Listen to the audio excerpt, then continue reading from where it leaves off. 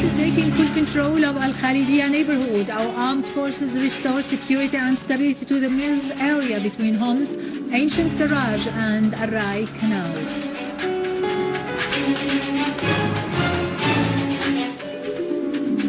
Russia calls for lifting the sanctions on Syria and affirms readiness to continue dealing with the UN Human Rights Committee.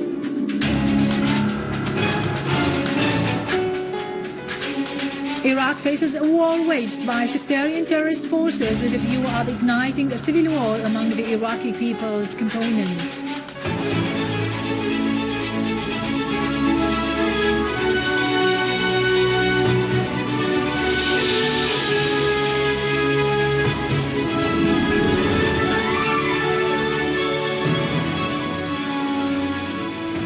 Good afternoon, ladies and gentlemen, and welcome to our news for today. Our armed forces have restored security and stability to the mills area that extends between Homs' ancient garage and Al-Rai Canal in the city, killing and wounding several terrorists in some neighborhoods in Homs. The military source which reported this added that the army also destroyed terrorists' hideouts and gatherings in Babhoud and Al-Qarabis, as well as near the National Hospital in Jurat al-Shayyah and Al-Abraj area, in addition to the 8th of March swimming pool and Dik al-Jinn in Al-Wa'ar, Khadija Al-Kubra School, Al-Masabigh, Wadi al-Sayh and Al-Hamidiyya in the city of Homs, killing terrorists and confiscating weapons and ammunition. The source added that an army unit intercepted armed terrorist groups who tried to infiltrate into Ad-Dar al-Kabira and Al-Ghasaybiyya in the direction of Al-Dwair north of Homs, killing and wounding several terrorists. On the other hand, the army destroyed a number of terrorist gatherings in At-Talbisa, Al-Rastan, Al-Ghamto and Ad-Dar al-Kabira. Among the killed terrorists in Talbisa, Adnan Shahoud, nicknamed Al-Badawi, a leader of a terrorist group, Muhammad al-Mahmoud and Mahmoud al-Daykh were identified. Syrian citizens and their valiant armed forces are determined to continue their course in ridding Syria of the terrorists, offering their souls for this sublime objective so that Syria would remain strong with its citizens and soldiers who have foiled all the schemes that aim at weakening and partitioning the country.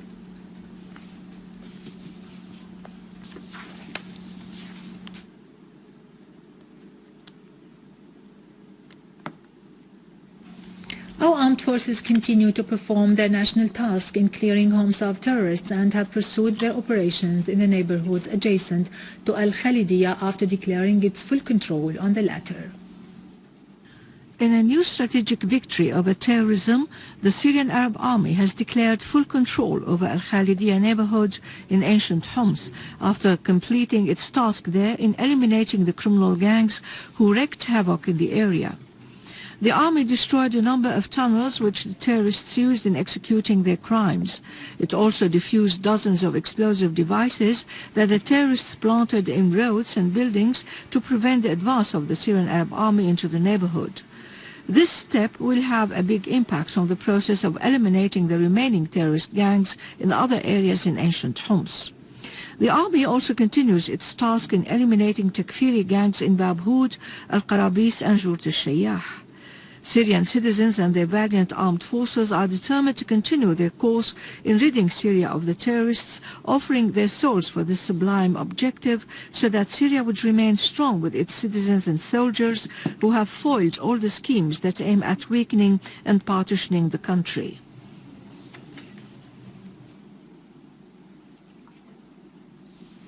The valiant Syrian army soldiers have liberated Khalid ibn al-Walid Mosque in Homs, which the terrorists had used as an operation room for their crimes. In this mosque lies the noble Sahabi Khalid ibn al-Walid, the great Muslim leader who was buried here, the last area in which he fought the Romans in Homs during al-Khulafa Rashidin rule. Another brave leader, al-Zahir Bibers, later built a mosque on the tomb of the late Muslim leader Khalid ibn al-Walid, nicknamed Saifullah al-Maslul, who was buried in Homs in this neighborhood called al-Khalidiyya after him. The monument remained safe until the Takfiris came with a fatwa that the tombs of the Sahaba are but a pagan heritage that should be destroyed, turning the mosque into the relics we are seeing now. They had also ruined the tombs of Prophet Muhammad's Sahabas, Ammar ibn Yasir and Hajar ibn Adi al-Kindi. The state has given its directives to reconstruct the mosque after liberating it. In Homs, a number of citizens were killed and others wounded when a missile shell launched by terrorists fell near al-Hossami Mosque in al-Dablan neighborhood, targeting worshippers as they came out of at-Tarawih prayers, causing huge material damage to neighboring houses. In Homs countryside, the Syrian army has foiled an infiltration attempt by an armed terrorist group from the Lebanese Arsal area through Khirbet al-Hamam in the southern countryside of al-Qusayr, killing many terrorists, injuring others and arresting the two terrorists Barqawi and Jalem.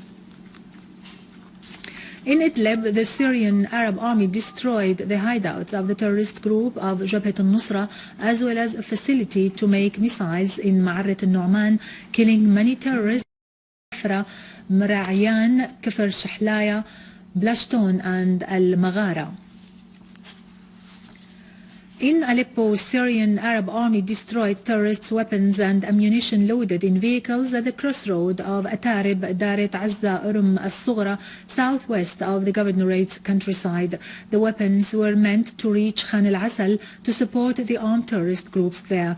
The Syrian Arab army also eliminated terrorist gatherings in the two areas of al-Atarib and the residential complex of journalists. Many terrorists were also killed while they were blocking the roads and committing acts of looting and kidnapping on the road of Al-Raqqa, Al-Bab, Aleppo, and in the areas of Ain Naqne, Tal Rifat, Der Hafer, and in Al-Mansura village. Army units also fought terrorists that have been trying to sneak into Dahret Abd Rabbo in Al-Layramoun, killing many of them. The Syrian Arab army also repelled attempts by terrorists to attack the central prison of Aleppo, eliminating their gatherings at the glass factory, Hlanin, and the nearby area, destroying the terrorist hideouts in the villages of Al-Alqamiyya and Minnek.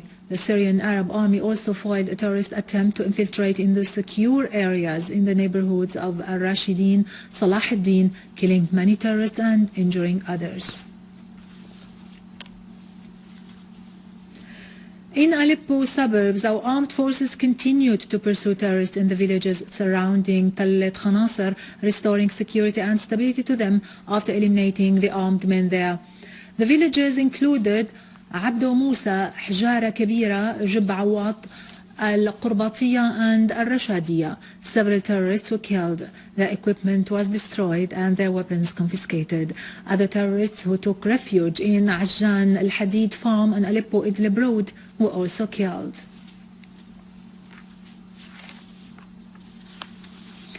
Russia's permanent representative to the United Nations, Vitaly Churkin, expressed his hope that the UN report on human rights in Syria would include a call for lifting the sanctions imposed on the country. During a session of the UN General Assembly, Churkin said that Russia is not convinced of not including wording of this kind in the UN draft resolution, as the sanction issue is related to the policy of the UN member states. Russian UN representative expressed hope that the UN Commission would listen to the information provided by the victims of the crimes perpetrated by armed groups in Syria, referring to Russia's willingness to continue to deal with the inquiry and to provide information as a result of its contact with the victims of armed groups in Syria.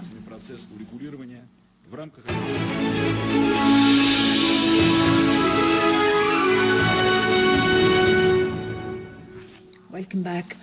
Iraqi Minister of Interior said that Iraq is facing a war waged by sectarian terrorist parties with the aim of reproducing a civil war between the components of the Iraqi people.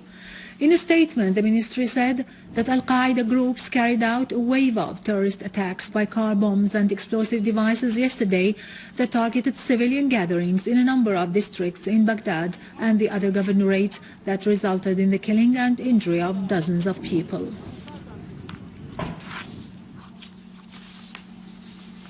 Finally, in Libya, 2 people were killed and 4 others were injured following clashes that erupted in the city of Sirte between a Libyan army battalion and an armed group. Meanwhile, a Libyan army officer, Ahmed al-Siddiq al-Zawi, was killed in Benghazi in a blast caused by an explosive device planted in his car, while an army colonel survived an assassination attempt through a similar explosion. A Libyan security official was also targeted in a blast with an explosive device planted in his car, causing him serious injuries.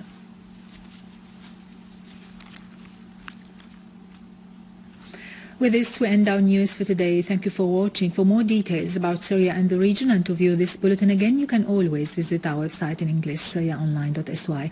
Now to latest business and market news with Nariman Qassam, but after a short break.